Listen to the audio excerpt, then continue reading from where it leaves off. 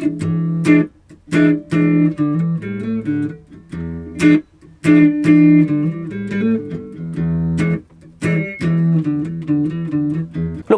I'm no one to give India an A plus on human rights, but Pakistan advocating for human rights is as silly as Snoop Dogg being hired to be the advocate for clans. And yes, that is a real thing. And I guess India doesn't have a choice now. The human rights can of worms has been opened. But my contention is, even if this issue was about human rights, you guys still need to be on India's side. And let me prove this to you by invoking Howard Efland.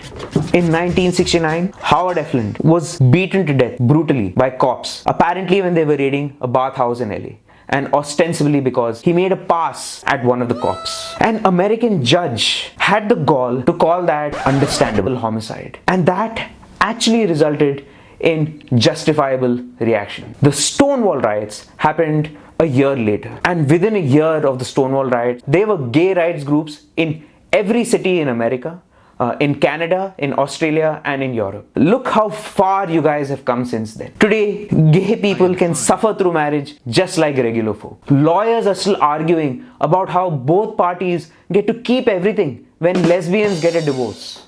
Now, even your doctors have opinions, whether it's okay to make people pee sitting down when they have to pee standing up, which in my opinion is the white people's problem of the gay community.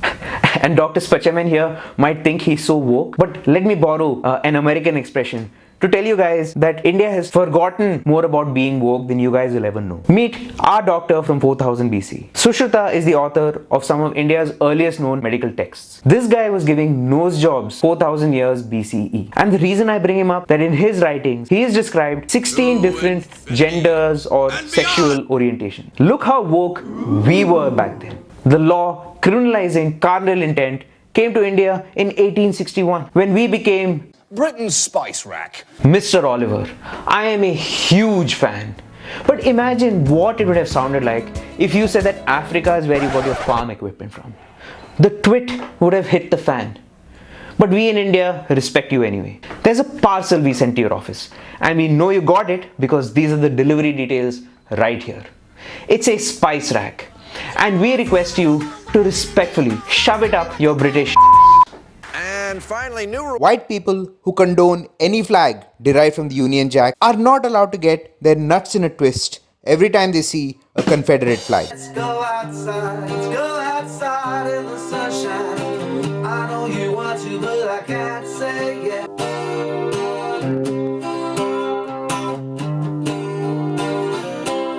Back to nature. I think I'm done with the sofa. This guy was giving nose jobs. This guy was giving nose jobs.